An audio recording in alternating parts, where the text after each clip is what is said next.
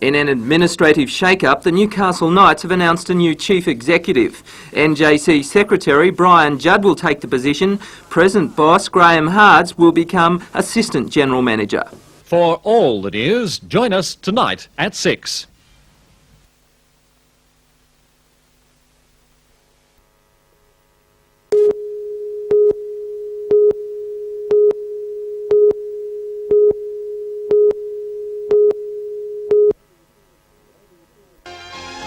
The ABC's current affairs programme Four Corners went to air last night and again today, carrying a report which alleged improprieties by officials of the TWU and companies having dealings with that union. Part of the programme referred to Mr Varnum, including allegations by an unidentified source that he'd been involved in a corrupt deal during his time as an official with the TWU. Mr Varnum, who is now the Deputy President of the Industrial Commission of New South Wales, was in his Newcastle office today. He declined to appear on camera, but he did release a written statement. It says the Four Corners program accused him of corruptly receiving building materials from companies having dealings with the TWU. It continues that the allegation is false and that Mr Varnum has documents which establish this. The statement reads, "I am outraged by Four Corners allegations and I have instructed my lawyers to commence defamation proceedings. I am totally confident that any independent inquiry will vindicate me." Late today, Industrial Relations Minister John Fahey announced that he will investigate allegations against Mr Varnum and other former TWU officials. Mr Varnum, who lives at Merewether Heights, is also chairman of the Hunter Area Health Services Board. He has received the Order of Australia, and this weekend he is to receive an honorary science doctorate from the University of Newcastle.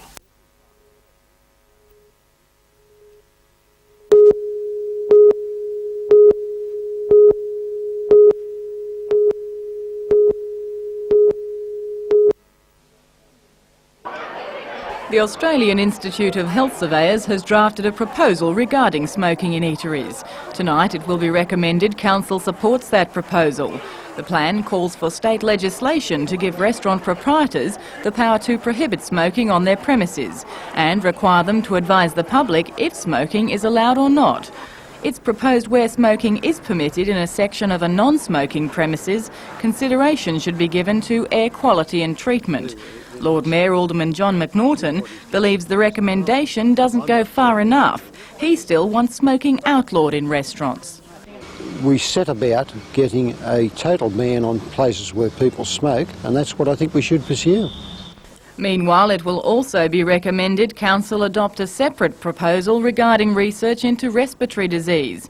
Professor David Christie of Newcastle University has already undertaken a preliminary study, and he says it appears Stockton residents may have higher rates of hospital admissions with respiratory disorders. He says two groups appear to have problems. One is the under-15s who suffer from asthma. But if you talk about actual number of people involved, it's probably older people over the age of 60 who make up more of the quantity of admissions and quantity of excess. Professor Christie's preliminary research was stimulated by Eastern Nitrogen's plans to extend its plant on Kooragang Island. The professor wants to continue research comparing the rate of respiratory problems in Stockton with those in Newcastle and New South Wales, using statistics from the past 10 years. It's recommended Council accepts the research proposal subject to a set of conditions, including a cost limit of $42,010 for the study.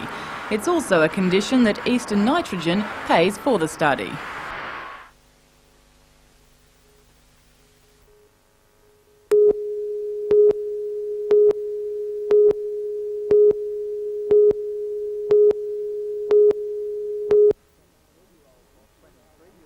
"23-year-old boxer Al Whitten usually works out in his gym-cum-garage 5 days a week.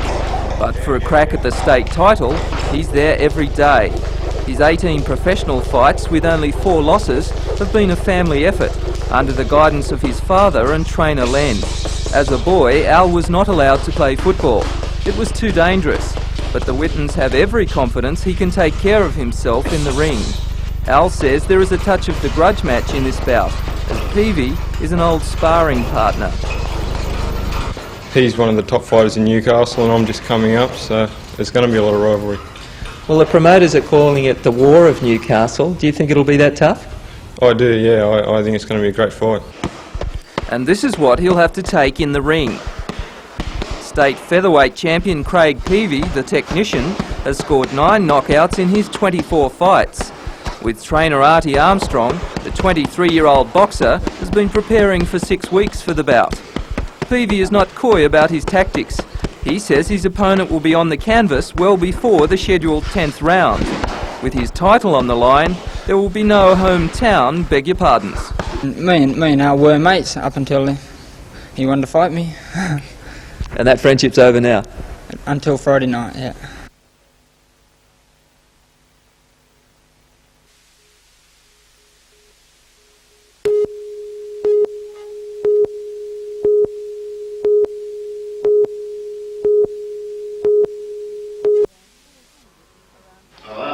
Around 400 Newcastle MSB workers attended a stop-work meeting to coincide with others in Sydney and at Port Kembla.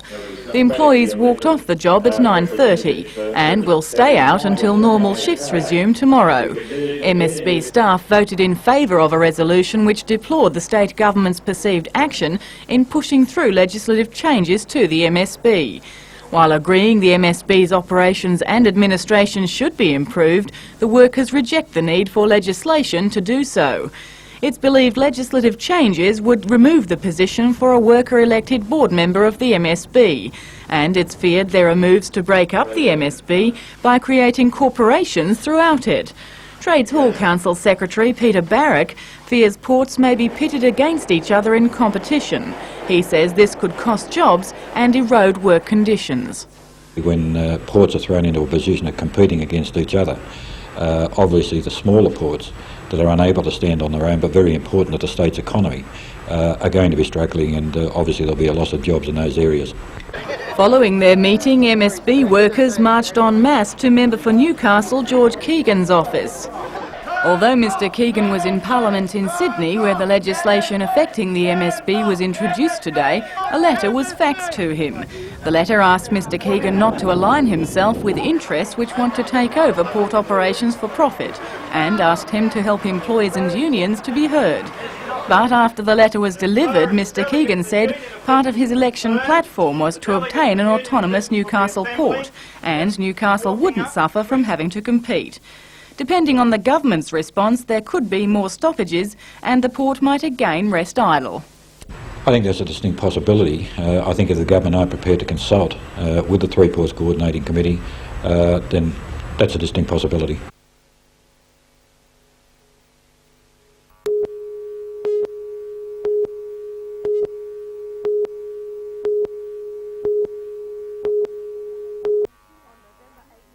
On November 8 last year, the last known contact was made with the Patinella. That was when Captain Ken Jones radioed Sydney in the dead of the night to reveal the schooner was 10 nautical miles off Botany Bay and was out of fuel. Neither hide nor hair has been since heard of the Patinella, Ken Jones' wife Noreen, or crew Michael Calvin and John Blissett from Taree. This 60 Minutes report uncovered a variety of possibilities: shipwrecked, hijacked, a planned disappearance, drugs links. But despite all the speculation, the experts remained baffled. Compared to all the other yachts that have just disappeared off the face of the earth, this one is the least understandable. We've had no wreckage, which I find very surprising given a possible scenario that the vessel might have been run down. There's been no wreckage reported anywhere, so really we just don't know where to go next.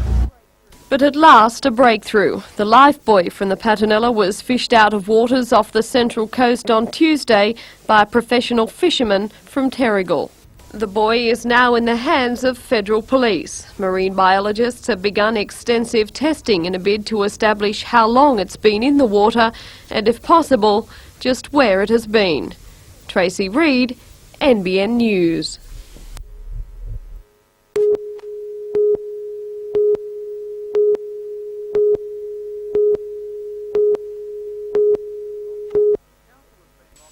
The council has been locked in a battle of words with the Attorney-General's Department for months over the location of the new courthouse. The state government wanted to develop the existing site, taking away valuable land in the centre of the town that had been earmarked for a shire park. The council offered a number of alternative sites, including the council car park that was accepted. However, Shire President Tim Farrell says the government's response wasn't quite what they expected. Unfortunately, there's a few hiccups there, really, as far as we're concerned. That the Minister's talking about $200,000 towards the cost of the plans, and the land at the school is not freehold land, where this is freehold land, and so forth. The proposal also carries an unconditional approval clause, giving council no choice in the development or design of the project and leaving it to foot the bill for alternative roadworks and drainage. Councillor Farrell says the current facilities are old, cramped and outdated. Well, the old courthouse is over 60 years old. You know, there probably should have been a new courthouse there 20 years ago. The council will seek a meeting with Attorney General John Dowd in the next week to try and settle the dispute.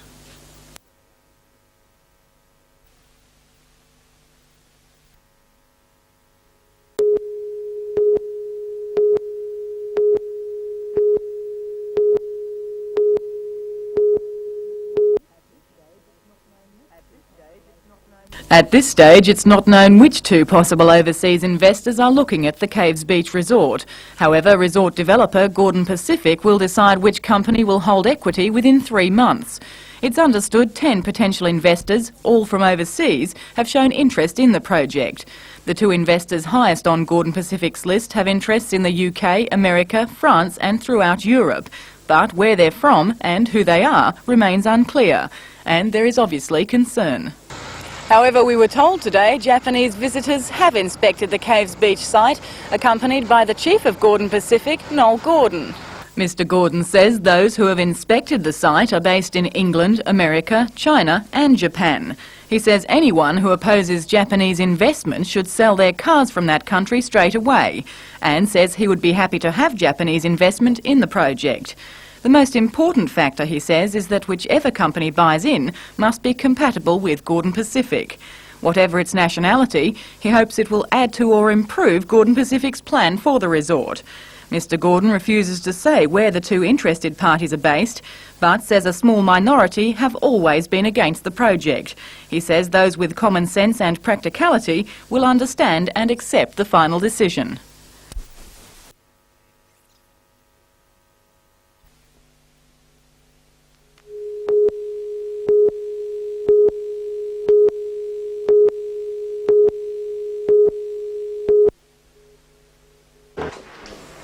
Nurses in Hunter Hospital labour wards say there is something special about babies who arrive on Mother's Day and something extra special about the first. This year that unlooked-for honour went to Helen Armstrong, who came into the world at just 6 minutes after midnight, making the day for her mum, Angela. She took a little while coming. But a great Mother's Day present. Oh yeah, it's very special. Helen is the fourth Armstrong child, which means she benefits from Angela's considerable experience. However, when you've only been in the world less than one Mother's Day, neither that nor media attention is likely to impress. Mother's Day, however, was not so good to the Newcastle Police Community Relations officers, who organised 2 police bands to play today at the Civic Theatre. In the past, the 1,600-seat venue's been packed for the free police concerts. This year, it was only half full. The people that are here won't be disappointed, but I'm a bit disappointed that not more people turned up to enjoy it. Is it worthwhile with only this sort of crowd? Will it be on again? Oh yes, we'll give it another run when we can. It'll be dependent again on availability and sponsorship, but we'd hope to engage them again next year. The concert cost around $5,000 to stage, the money coming through donations. The police department paid the musicians and the Newcastle City Council donated the theatre and staff. The many who did make this morning a musical one enjoyed 2 hours of brass and bagpipes in the distinctive style of the police bands.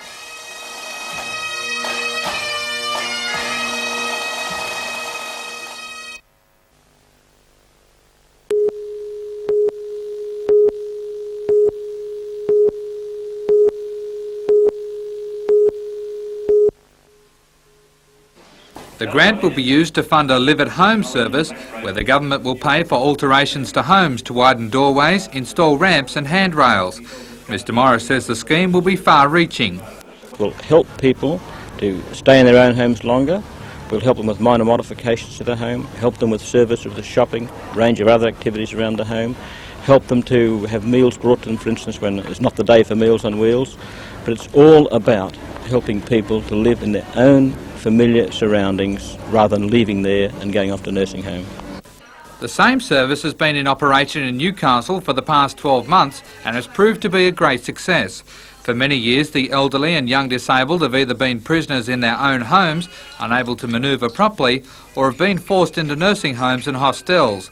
The service is aimed at helping them retain their dignity. People are much happier, feel much more secure in the comfort and in the familiar environment of their own home. Coordinators and workmen will be appointed shortly to operate the scheme, and the first services will begin in 6 weeks' time.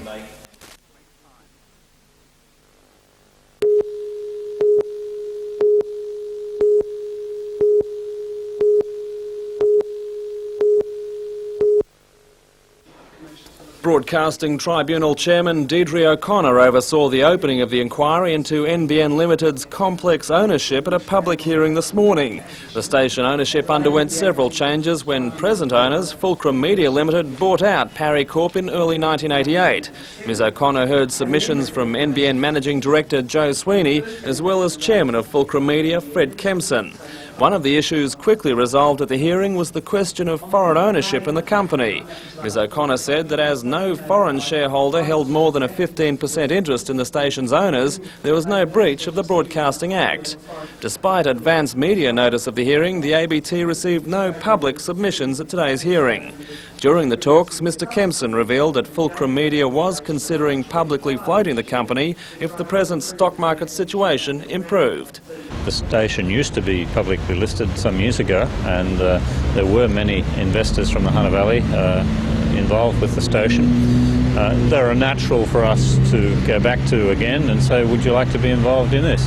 But in addition, it seems to be that if we're projecting viewing into this area, what better investors than the people that are using the service of the television station?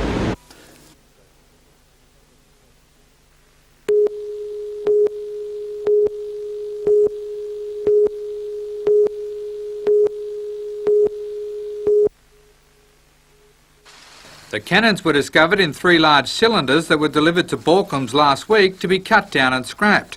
General Manager for Balcombs, Paul Pratton, says they didn't believe they were real cannons until all 3 were cut from the cylinders. No, I didn't have any idea what was in them. Actually, the first thing we got was a delivery from the dockyard, and I thought, where do we go from here? Because they were a very, very large item or object. We couldn't lift them, so we pushed them off the truck and commenced to cut them with oxy, and then found them inside. It's believed the cannons were welded up and used as giant pistons in a water-driven hydraulic machine that was built at the dockyard shortly after the cannons were decommissioned. Mr Pratton says the cannons have stood the test of time well, considering the markings on the cannons indicate they were cast in 1875. They were cast steel, I believe, weight-wise probably 5 metric tonnes, very, very solid. Probably that's why they were used in the first place. Whoever thought about it in the first place has been a very ingenious sort of acquisition, I can tell you. How long the dockyards had them in use, I really don't know, but they're still very sound and quite solid.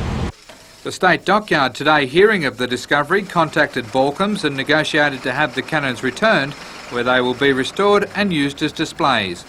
Darren Curtis from NBN News.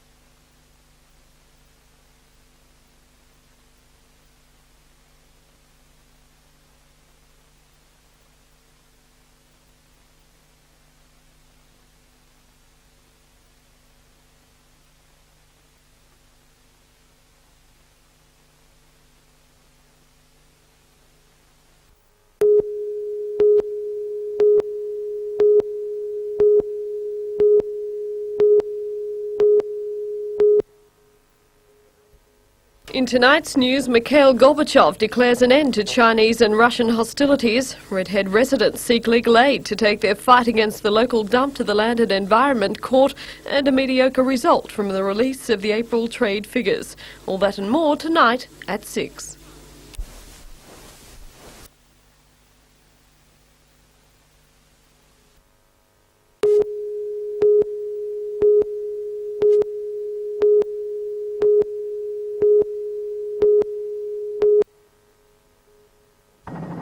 At Lake Macquarie City Council meeting last night, Aldermen voted to go ahead with the extension to Redhead garbage dump. Council will apply to the state government to extend the tip north to cover an area of 3¼ hectares. Despite vocal opposition over the last few months from residents of Redhead, the life of the tip is to be extended to 1994. Part of last night's resolution was the guarantee by Council to negotiate with residents to clean up and landscape the old site as the tip is moved northward.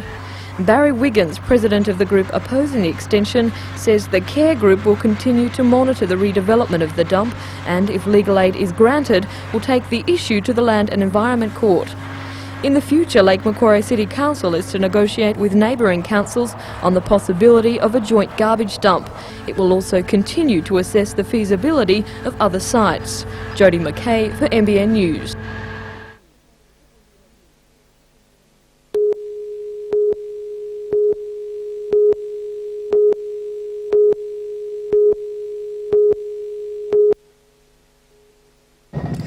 The agreement took 9 months to work out and will span a 3-year period. It aims to provide the industrial stability essential for the steelworks to compete internationally. Over the past few days, unions have shown their support, and today's vote by the AMWU reflects the confidence of workers. It's a commitment from the company to invest in the steel industry in Newcastle. There's a commitment from the company to assist with regional development, and it provides the opportunity for us to now enter into negotiations on a restructured award that will provide greater opportunities for career advancement and increased remuneration for employees. The agreement, developed solely at the Newcastle works by unions, employees and management, offers employment security, increased consultation, a capital investment of $250 million and a new career development program. It certainly increases the opportunity for Newcastle Steelworks to participate in those higher grade steel manufacturing, which will make it a key industry in terms of world steel production. Now it only remains for 2 unions to vote on the Newcastle Steelworkers Development Agreement, and it's hoped the signing will take place later next week.